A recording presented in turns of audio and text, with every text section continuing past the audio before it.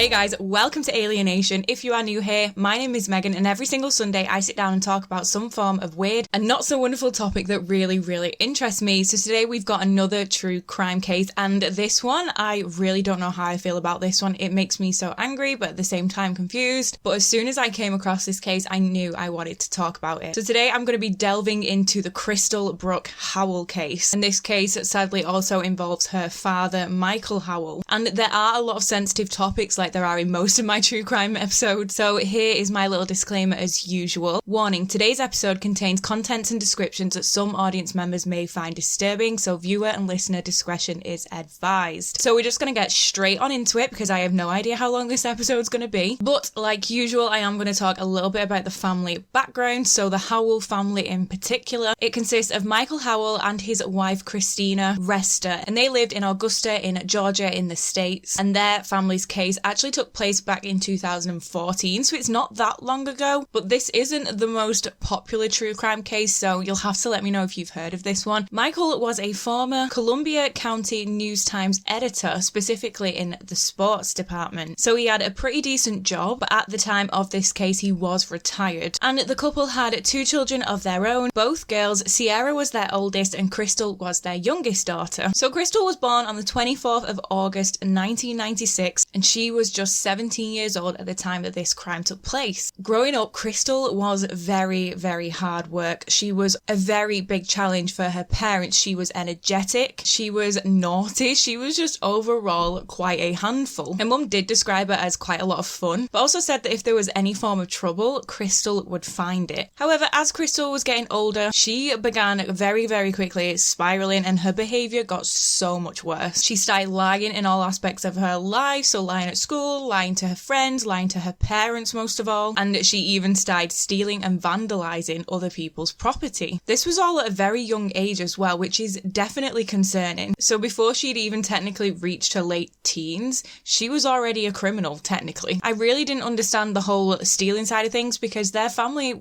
they weren't rich, but they had a decent amount of money. They weren't struggling. She didn't need to be stealing. I'm not saying it's okay to steal if you need it, but I understand it more if you are from a struggling family, if you've got family to provide for. Again, it's not right, but I can understand it more if you're stealing food or whatever.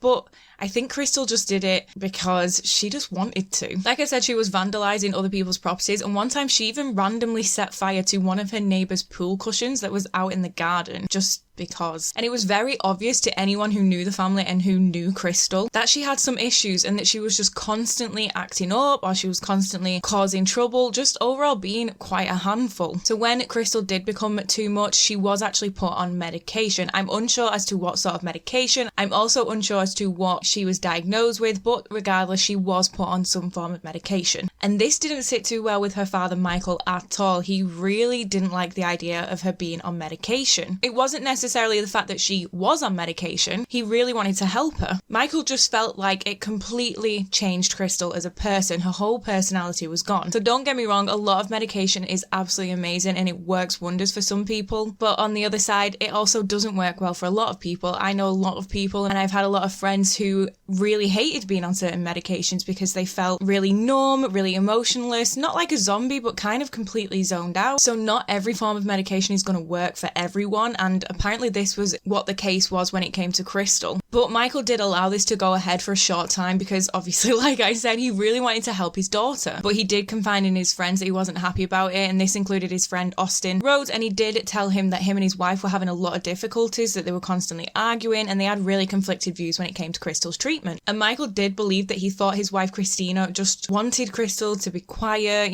sort of just sat there well behaved, not causing any trouble, and kind of numb so she didn't have to deal with her behaviour. And Michael did believe that just medicating Crystal in this way was the easy way out. So as an alternative, Crystal's doctors did actually suggest that she tried counselling instead. Again, counselling can be an absolutely incredible thing. It can work wonders for so many people, but at the same time, like medication, it's not for everyone. However, Michael sadly once again did not want Crystal to have to turn to this form of treatment. This is really sad, but when Michael was growing up, he too saw a counsellor, and sadly he was really badly bullied for it. And Michael was terrified that if Christina was also to see a counsellor, that she she would also end up being really badly bullied. And he didn't want her to have to suffer the same fate that he did. So as a way to protect his daughter, he said no. When I was researching this, a lot of people did have a lot of strong opinions about this, and people were very, very judgy over Michael's decision. But I can totally see why he chose that, because if you've had an absolutely awful experience with something, then I can understand that he just wanted to protect his daughter. He didn't want his daughter to have to go through that. We're not him. We can't judge or comment on his actions. Should he have let her try counselling? Probably. But did he really just care about his daughter and not want to have to see her go through being bullied? Hell yeah. So who are we to judge on this situation? But sadly, this constant issue over Crystal's behaviour and Crystal's treatment was causing so much tension between the couple that after being married for 19 years, the couple did choose to get a divorce. But just to add to this, Crystal's behaviour wasn't quite the only thing and the only reason that the two chose to separate. So Christina decided to throw some absolutely horrific news into this situation. I don't know why she thought this would be the perfect time to tell him, but she decided to tell Michael the absolutely crushing news that Sierra, their oldest daughter, was not his biological child, which is so sad. Imagine raising someone for years to find out they're not technically yours. I get they're yours because you've raised them and they're still your daughter, but that must be devastating news for Michael to have heard, and he didn't take it well in the slightest. He really didn't. He didn't handle it well either, but again, who are we to judge in that situation? He did really struggle to be around Sierra, so they came up with a plan. So Michael was going to take Crystal and they would both move out, leaving Sierra and their mother behind in Georgia. So I don't know when he came into all this money, but around the time Michael actually inherited quite a large amount of money from his grandparents. So he and Crystal, along with all their money, headed to Maggie Valley in North Carolina. It is a very beautiful area. It's really picturesque. It's just really nice. It's really peaceful, and it is quite a quiet area. I think there is just over 1,000 people in the area, so it's not overly populated at all. But the two did move into a really big cabin. I think it was just sort of on the edge of the woods, but it was actually an 8-bedroom cabin. I don't really know what they needed an 8-bedroom cabin for, but either way, it's their money, spend it on what you want.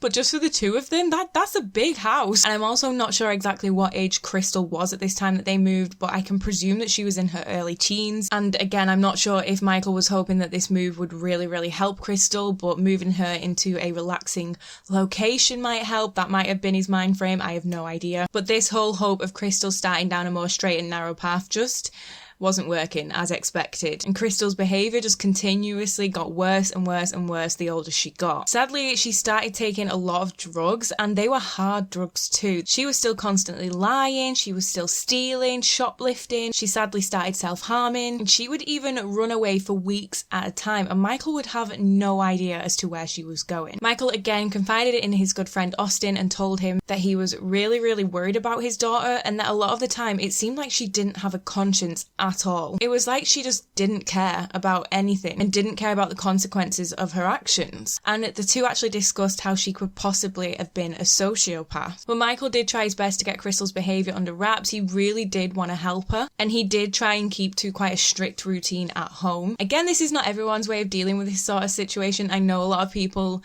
think that if you've got a rebellious teenager, going stricter and harder on them is going to make them want to rebel more, but sometimes it helps. I don't know. I've never been in that situation, so I don't know what I would want to do or how I would cope in that situation, but this is what Michael chose to do. Again, it's not our family, we can't really judge. But regardless of this quite strict atmosphere and routine that the two were on, Michael and Crystal had a very good relationship. They were very close, and they really adored each other, which is pretty rare for that kind of environment. So trouble-causing kids, strict parents, don't usually see eye to eye, but those two did. But at the time, Crystal was attending an alternative high school, which are usually for kids who are more troubled, a little bit naughtier, but it's not always the case. Some kids just attend that school because that is their local high school, but she was attending that specific type of high school, and there she met a whole bunch of friends. She specifically had two really close friends, Summer Ramsey and Taylor Metz, and they got on like a house on fire. They all adored each other, and they had a very close bond. The two girls weren't bad kids at all. They were good students, they got decent grades, they just weren't the sort of girls you'd expect Crystal to be hanging around with. Without trying to stereotype or be judgmental, they just weren't the sort of trio you'd expect to be close, but they were.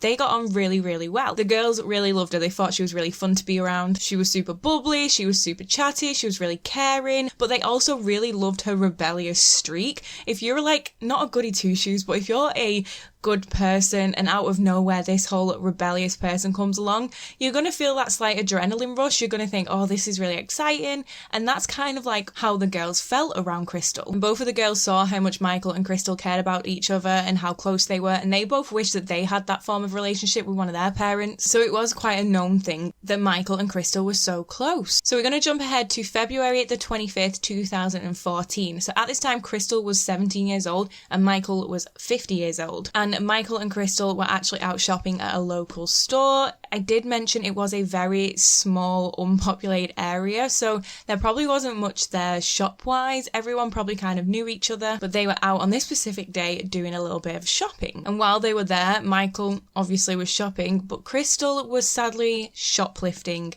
again. And Michael caught her doing it, and he was, as you would expect, furious. He was probably very, very embarrassed too. It's a super small town, and if you know anything about small towns, everyone knows everything about everyone. As soon as anything happens in a town, everyone knows about it, and you don't want everyone to not respect you and know that your daughter is a thief, especially when you are not in a situation where you need to steal. So kind of going back to, like I said earlier, they had a decent bit of money, and Michael had inherited quite a lot of money. Like, she didn't need to be stealing. I'm not, again, saying it's a good thing, but say you were really, really struggling and someone caught you stealing, they'd probably, similar to me, empathise a little bit and understand and be like, look, you can't be doing this, but I completely understand your situation. But if you're living in an 8-bedroom cabin in the frigging woods and you're stealing from the local store, it is gonna be embarrassing. So Michael made her take whatever that she was stealing over to, I don't know, presume the staff that worked there, the manager, whoever, the owner, made her apologise, which good. And then on the way back, so during the car ride home, we have no idea what was said. We'll never know what was said in this conversation. I presume they had some form of conversation. If that was me and I had done something wrong as a child or as a teenager, my mum would presumably be telling me off, telling me the consequences, like, you shouldn't be doing that sort of stuff, probably yelling at me. And that was what I would presume Michael would be doing, saying you are going to get punished in some form of way. I have no idea. Whatever happened in that car or whatever was said in that car ride home would change everything about Crystal and Michael's relationship. So we don't really know specifically much about what happened next, but what we do know is when the two got home, Crystal decided to go and take a shower, and Michael, probably exhausted from his daughter being a little shitbag, decided he was going to go and take a nap on the couch. And what happened next is just absolutely freaking shocking. Usually I don't exactly reveal, I say in air quotations, exactly what happened until later on in the case, but I can't not say because it's just... it's very intense. But Michael did own a shotgun, and while he was taking a nap, Crystal finished up in the shower, went and found this shotgun, and as her father Michael lay sleeping on the couch, she pointed it at her father's head and pulled the trigger. What? She only fired the gun once. If you know how shotguns work, how their shells work, you'll understand why she only needed to pull the trigger once. But she shot him at point blank range in the back of the head while he was sleeping. That shower must have been a very intense shower. What a revelation she must have had in this shower. I wonder how long she was in there. But yeah, either way, she killed him. Just like that. But that's not all. That's not where this case ends. It kind of gets worse. That's one of the worst points, but it kind of gets worse. So we're going to jump ahead into the future a little bit, and it's now the day after Crystal had murdered her father. I will get back into that day and what happened after that in a short while, but we're now on the 26th of February 2014. So Crystal phoned her friends, so remember Summer and Taylor, and said that her dad had gone on a business trip back to Georgia, and she said she didn't want to be home alone while he was out of town, so she actually asked Taylor if she could just stay with her for a couple of weeks until he got back. And obviously Taylor said yes, they were really good friends. She was like, yeah, sure, come on, we'll have a great time, we'll get Summer around, why not? So she was staying with Taylor, and her friend Summer said that only a few days after she'd been staying there, they got back to Taylor's house one afternoon after school, and Crystal received a devastating phone call from her mother, letting her know that her dad had tragically committed suicide. Oh my god, Crystal, are you okay? Poor Crystal. Her friends felt awful and so bad for her. Obviously, we know what actually happened, so hence my sarcasm. But Crystal was hysterical, like anyone would be if the person you have an amazing relationship with was also your carer, your father figure, was just gone one day. You would be devastated. They did everything that they could to look after her. Obviously, your friend's devastated. They are dealing with this grief. They obviously wanted to make sure she is okay, but they really did look after her, and eventually they all did fall asleep that night. So the next day when they had woken up, the two girls, Summer and Taylor, had actually come up with a plan to help cheer Crystal up. They thought it would be a great idea for the three of them to move into Crystal's house because she was all alone now and they didn't want that. So they thought, why don't we all come and live together? It'll be great. We'll all look after each other. It'll just be an amazing time. So they told Crystal this, and she was all about this plan. She thought it was the best idea ever. And her friends did think that it was a little bit weird that Crystal didn't seem to be grieving like any other person would. It was only the day after she'd found out her father had died, but Crystal seemed somewhat okay. But the girls did state that Crystal rarely ever showed her emotions, so they packed up their stuff and they all moved into Crystal's home. And almost instantly the vibe went from 0 to 100, and Michael's house suddenly became the party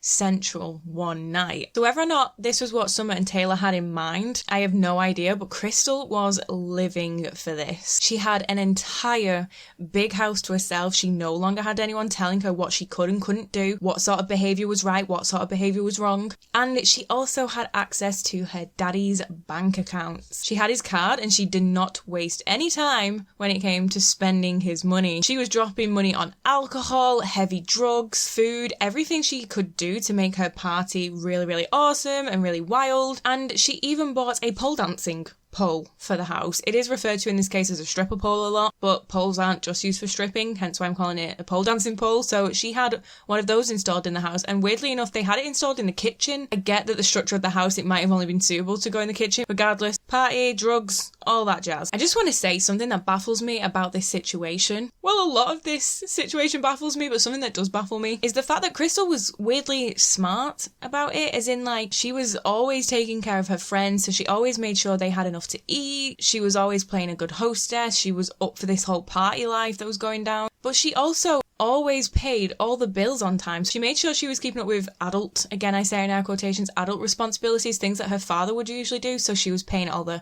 house bills on time, so things like the electricity, her phone bill was always paid on time, just things like that, which, you know, she's very well put together for someone whose father, I again say in air quotations, has just apparently committed suicide, or she's, as we know, has killed her own father. She's handling this situation pretty well. Like, if that was your aim, you want to go and have parties and stuff, like, great, but the fact that she's still thinking, oh, I still need to pay the bills, I still need to make sure this is done, is really weird to me. But either way, Crystal was just living her best life. She was doing everything and anything that she wanted, and this house party that they threw was absolutely insane. For such a small town, there was a huge bunch of people there, and Crystal had enough crystal meth for everyone. Crystal do be loving the crystal. Her friends did also report that they think she may have been spiked or drugged at the party because she started acting all kinds of weird throughout the night. Surely if she's drunk and off her face on crystal meth, I have no idea what sort of reaction you have to crystal meth in all honesty, but surely she's gonna be acting weird, right?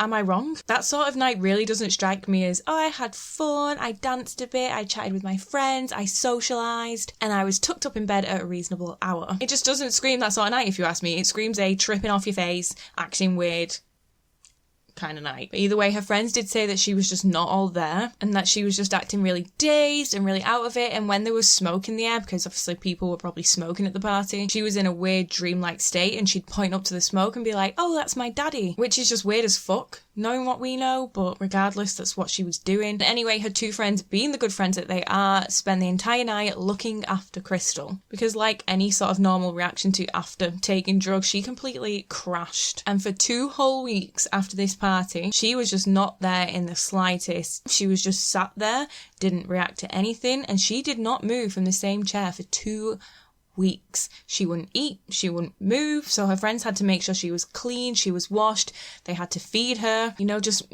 make sure she was okay. I honestly don't know how I feel about this whole state she went into. I think either one, it was an axe. She probably thought, shit, I've just told my friends I've lost my dad, they know how much I care about him, and I've decided to throw this big ass party. I should probably look like I'm sad or dazed and confused. So I think either that's an option, she was kind of faking it, or it actually all hit her and she was like, I've killed my dad. Oh my God, what do I do now? I actually have to survive without my father. And she spent those 2 weeks coming up with a plan. So those are my two little theories as to why she did that. There is only so far the mind can stretch. It might have actually took a toll on her, I have no idea, but regardless, that's what she did. But randomly, out of nowhere, she just completely snapped out of it and was her normal self again. Just really randomly, like, oh, I'm back. Which is just so weird. And again, out of nowhere, she just told the girls that she was going to go home. She was going to go back to stay with her mum and she was going to be gone for about 6 months, which is very freaking random and very freaking weird. I honestly just don't understand it. She did say to the girls that they were allowed to stay there if they wanted. She was going to be gone for 6 months. If they wanted to stay there, that was completely fine. And Crystal said she would make sure that all the bills were still paid so the girls could still have access to water, electricity,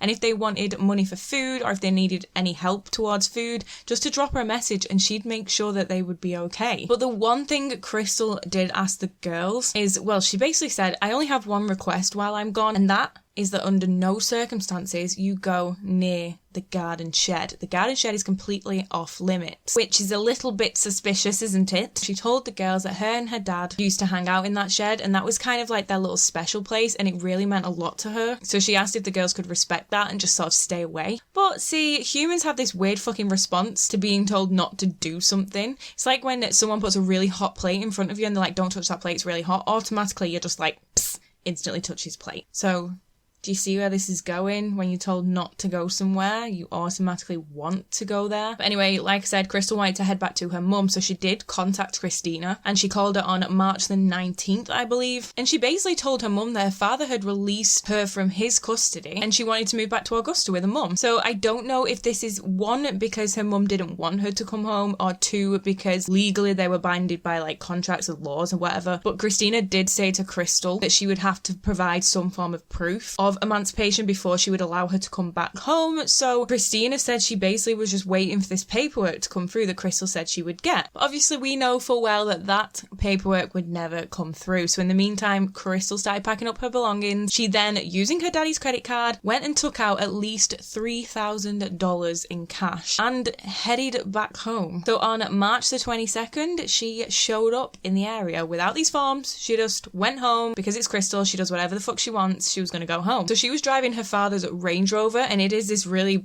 bright orange Range Rover, and it was pulling a U-Haul trailer behind, so it's quite a noticeable car. The U-Haul obviously had all her belongings in it, so when she was parked in a random parking lot, her mum and her sister actually saw it and was like, that's Crystal, what is she doing here? They basically went up to her and was like, what are you doing here? Like, have you got the paperwork? Are you coming home? What is going on? And her mum and her sister did state that she was very, very hostile. She didn't want to be touched. She didn't want to be hugged. And she barely spoke to them at all. She kind of just said, hi, and that was like it. Her sister said it was really, really awkward. And that when she looked at Crystal, she just seemed to have no soul, and that looking in her eyes, she just seemed dead. There was just nothing there. But Crystal did only stay at her mum's house for a very short while. I think it was long enough for her to take a shower, and then she just left and said she was going to meet a friend. So jumping now back to Taylor and Summer, they were obviously staying in the house, and they had decided to sell this pinball machine. It was in the basement. I presume it was just collecting dust, and Crystal had said, oh, you can sell that if you want. So the girls thought, okay, why not? So they had lugged it out of the basement. Obviously pinball machines are probably not going to be super light. It was a bit of a task, but it didn't end up selling, so they obviously had to then put it all the way back. And while they were lugging it back into the house, Summer had this brilliant idea and thought,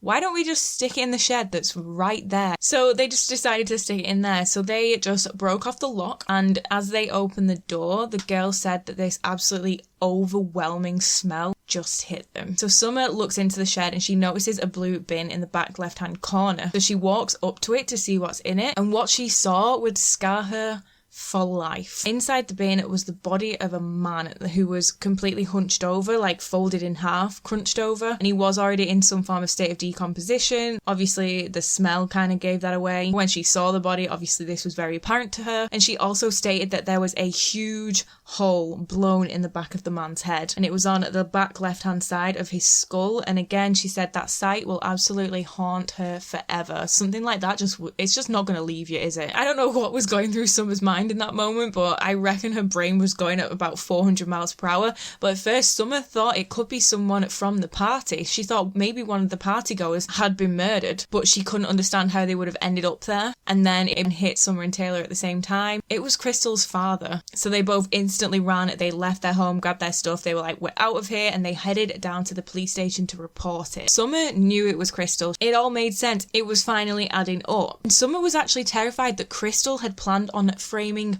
her for the murder, which you might think, what? Like, how she got to that conclusion? But in all honesty, does anyone else get like that? I would instantly be panicking. So for example, if I'm in the car being innocent, I stick to the rules of the road. I'm a very good driver. But if the police are behind me, I instantly panic and think, oh my God, I'm going to get pulled over. I'm going to get arrested. I've done something wrong. There's suddenly a body in my car. Obviously, even though there's not, I get really panicking, really bad anxiety about things like that. So if I was in Summer's position, I would have been like, holy shit, I'm getting done for this. And the reason why she thought this is, number one, she had left the body to be discovered by the girls. Obviously, she said not to go in there, but the body was left in the same property that both the girls were staying in. Crystal was nowhere to be seen. She wasn't at the crime scene. But to top it off, this is kind of the icing on the cake. A few weeks beforehand, Crystal had even sold the murder weapon to Summer's dad. She just said that her dad had given it to her as a form of protection, but Crystal just really didn't want it. I don't know if it's because it was too much of a painful memory of her father, I'm not sure, but regardless, she didn't want it. So she offered it to Summer's father and sold it to him for $20. So Summer's family was in possession of the murder weapon. So Summer was obviously absolutely shitting her pants. The police knew that wasn't the case in the slightest, so instantly the local authorities did actually go on a hunt. They were trying to locate Crystal and find out what the hell was going on. And Crystal at this point had actually gone to stay at a motel. So she was back home in Georgia, but she wasn't staying with her mum. And I presume she'd used her dad's credit card to pay for the motel or something, because they managed to track her down within a few hours. And she was taken straight into custody. So Walter Garrison was the homicide investigator who was put on this case, and he said he pretty much got bad vibes from her from the get-go. So when he first came across her, she was really, really quiet, not necessarily playing the whole innocent role, but she just sort of didn't have much to say. She just sort of kept to herself, and he instantly knew that she was acting because they knew it was her. And that's when she started to play this whole innocent, shocked young girl who had no idea as to what was going on or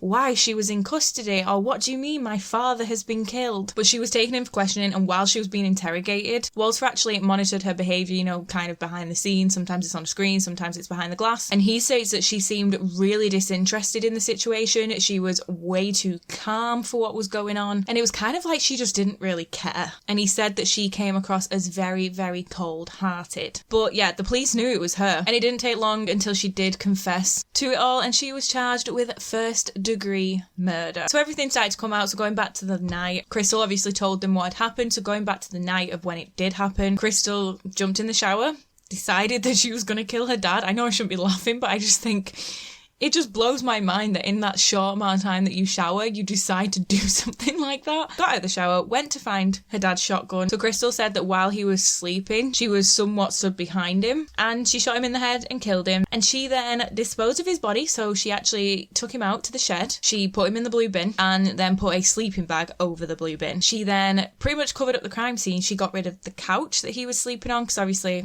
if he's been shot with a shotgun, there's going to be a lot of evidence of that. Got rid of all the blood, cleaned everything up. She then got rid of the empty shell casings. And then, as we know, she also then got rid of the murder weapon. She sold it on to her friend's father. And then she went on to tell the girls this whole made up story, asked if she could stay with them, etc., as we all know. And that is pretty much it. There is not much more to it other than the fact that she decided to kill her dad, cover it up, and then party.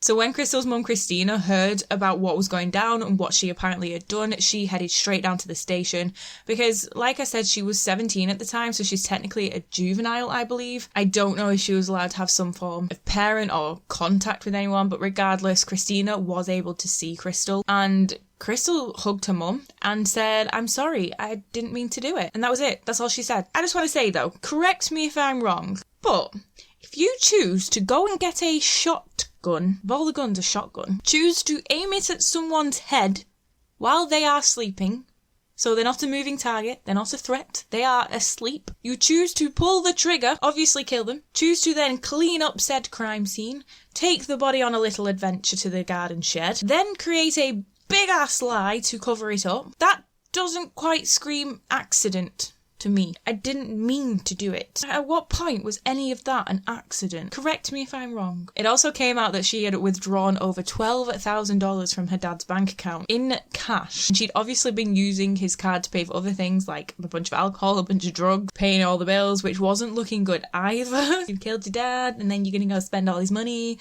So far, this case isn't looking that great against you. And on top of that, Crystal had either used her own cell phone or her dad's cell phone. I'm not too sure which one. But she'd use a cell phone to search how long does a body take to decompose. Not a very smart move there, gal. So there was plenty of evidence against her and the trial began. A lot of people did say that eventually they knew she would get into a really, really bad amount of trouble. But everyone was so shocked that she chose to turn on her own father of all people. He was pretty much the only person that actually really cared about her and really wanted to get her help. Sure, it was in his own weird way, but he was kind of her last hope. But in a lot of cases, the suspects do have psych evaluation done, so she had one done, and she did end up getting diagnosed with a bunch of psychological or mental disorders. I don't really know which ones in particular, but they did know roughly that she did already have certain conditions and certain issues because they would have had all of her past medical records anyway. So like always, her attorney took the whole mental health route and said that she's got a history of mental illness and tried to use that as a reason behind it. But the prosecutor basically just said that Crystal had thought about killing her father before pulling the trigger. It wasn't just a spur of the moment, in defense kind of thing. It was thought through. She had the time to go get the gun. He was sleeping. And the prosecutor also said, I'm going to read this from my note, but it is a quote. It says, the evidence in this case is that Miss Howell, who had just been caught shoplifting at Ingles, I believe that's the shop, by her father that day, came home and thought about killing her dad while she showered. Afterwards, she executed him while he slept on the couch. So District Attorney Ashley Welch also said, quote, it's shocking that a young woman kills her father, but the fact that Howell then began to spend her father's money, use his house and drive his car, all after hiding his body and the evidence of her crime, that's the motive. She wanted to live on her terms at the expense of Michael Howell's life. It's very sad, end quote. So I agree with that. The motive appeared to be the fact that she didn't want to be told what to do. She wanted to live her own life and she'd had enough. She wanted to shoplift, she wanted to do drugs, and her father was in the way. So she got rid of him. So Crystal will actually serve her sentence at the North Carolina Department of Adult Corrections. But she was sentenced to 60 to 84 months in prison for the second charge, which I believe was hiding a body or not coming forward about the crime, which was then followed by a minimum sentence of 25 additional years for the murder. And that has to be served before she can even apply for a parole hearing. That's what she got. That's today's case. But in conclusion, it is a bit of a tough one. It always is when mental health is involved. Obviously, there is a huge bunch of sensitive issues in this one, so just please be really respectful in the comment section if you are going to leave a comment. Do I think she deserved her sentence? Yes, I'm sorry if you disagree. At the end of the day, she murdered her own father. And like I said, he was the only person that actually deeply cared about her. He wasn't really doing her any wrong. She knew exactly what she was doing. She wasn't in a state of psychosis at the time. It was premeditated to an extent, premeditated throughout her shower. And she didn't show any form of remorse of doing it. Obviously, she said to her mum, I'm sorry, I didn't mean to do it. But everyone said she was very cold-hearted. She just didn't really seem to give a shit. She went and partied. It's like, she didn't care. Do I think she needed help? Hell yeah, I really do. I really think she deserved help from a young child. Do I think said help would have prevented her actions? No, not necessarily. It might have done, but just because you suffer from a mental illness doesn't instantly make you a good person. I know this is going to be quite controversial, but some people, most people have some form of mental illness. A lot of people do suffer with a lot of different conditions. There are so many out there, and a lot of these people are amazing people. However, some aren't. That's just human nature. Not every single person in the world is a good person. And sometimes because of certain diagnoses, people forget that not all people are good. So I saw a lot of comments from people when researching this case that she was really, really innocent. She was a very good person and she just didn't deserve any of this. She didn't need to be in jail. She didn't deserve to be in jail. Obviously, I'm an outsider on this case. I'm not involved. I can't comment too much on it. But from what I found on my research, she wasn't a very good person. So maybe it could have been prevented, maybe not. I just want people to think about the fact that because she had mental health issues doesn't instantly mean she's so innocent, like she doesn't deserve anything, she blah blah blah blah. Sure, she deserved help 100% and I hope she gets that form of help, but she still killed someone at the end of the day. So yeah, I think people forget that not everyone is a good person, you know what I mean? So mental health aside, not all humans are good. That's just a sad reality. That was a little tangent at the end, but thank you so much for joining me on this one. You'll have to let me know your thoughts in the comment section if you're watching on YouTube, because I don't really know how I feel about this one. Either way, her father did not deserve to die. He could have handled things a little bit differently, but he did not deserve to die. He had Crystal's best interests at heart. It may not have been handled in a way that everyone else would, but he did not deserve to be shot in the head for it. Okay, but if you are watching on YouTube, thank you so much. Please give it a massive thumbs up, leave me a comment down below and subscribe if you are not. If you are listening on podcast streaming services, thank you so much to you guys. Please rate, review and share and do whatever you can to spread the word, and I will catch you in my next one. Bye.